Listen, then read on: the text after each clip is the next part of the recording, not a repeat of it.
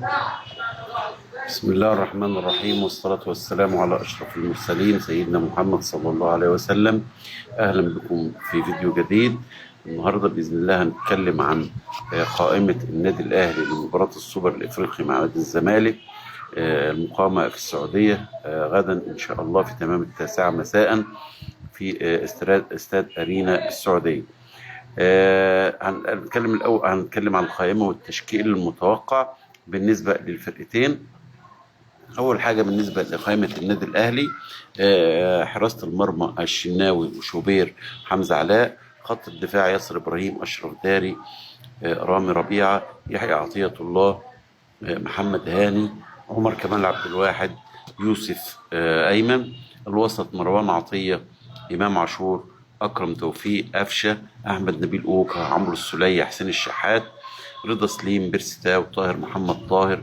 خط الهجوم وسام أبو علي ومحمود عبد المنعم كهربا.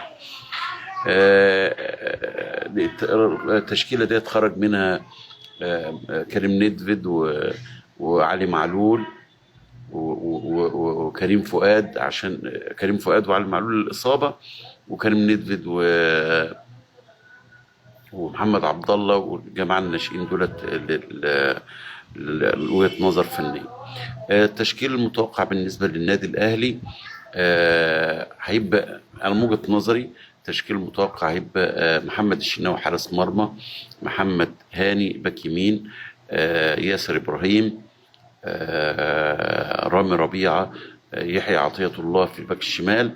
خط الوسط أكرم توفيق مروان عطية وإمام عاشور. خط الهجوم حسين الشحات بيرستاو وسام أبو علي.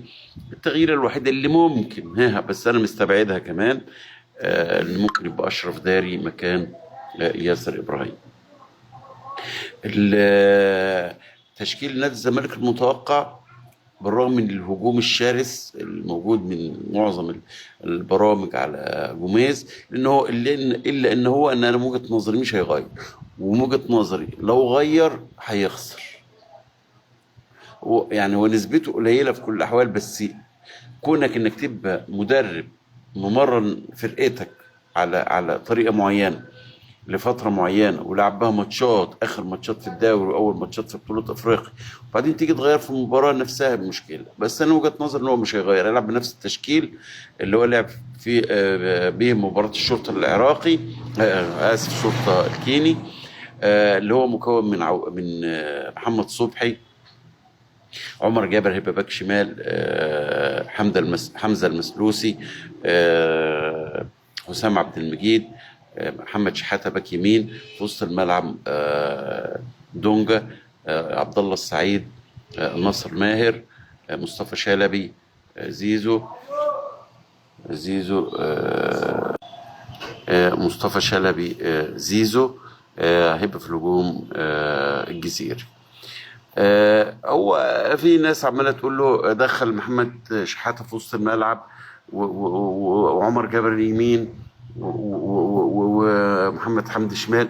مش ممكن يا جماعه لعيبه وفرقه نهي السنه اللي فاتت كده وبتبتدي من اول السنه بنفس الطريقه، وهو يروح ملخبط الدنيا عشان يقول لك انا اعدل. هو لو عايز يعدل كان عدل في الماتشين بتوع كينيا بتوع الشرطه، وخاصه ان الماتش التاني كان سهل وهو كسبان هناك، يعني كان ممكن يجرب ويغير ويعمل اللي هو عايزه. لكن هو بدل هو اصر، والمدربين الاجانب ما فيهمش الكلام اللي بيقعد يسمع في التلفزيونات ولا الكلام الفاضي ده، ولا يقعد يقول لك ده انا فلان قال، ولا مش هيسمع.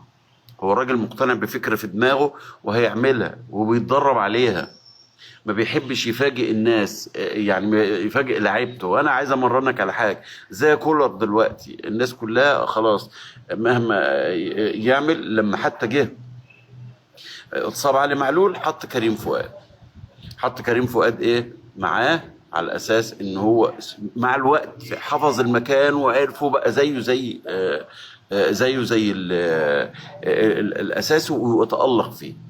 فان شاء الله باذن الله هو مش هيغير وهيبتدي كده، ممكن بقى في الشوط الثاني يبتدي يغير على حسب سير المباراه. ان شاء الله باذن الله نتمنى التوفيق للنادي الاهلي، وباذن الله يكسب ويكون البطوله التاسعه للسوبر باذن الله. شكرا والسلام عليكم ورحمه الله وبركاته.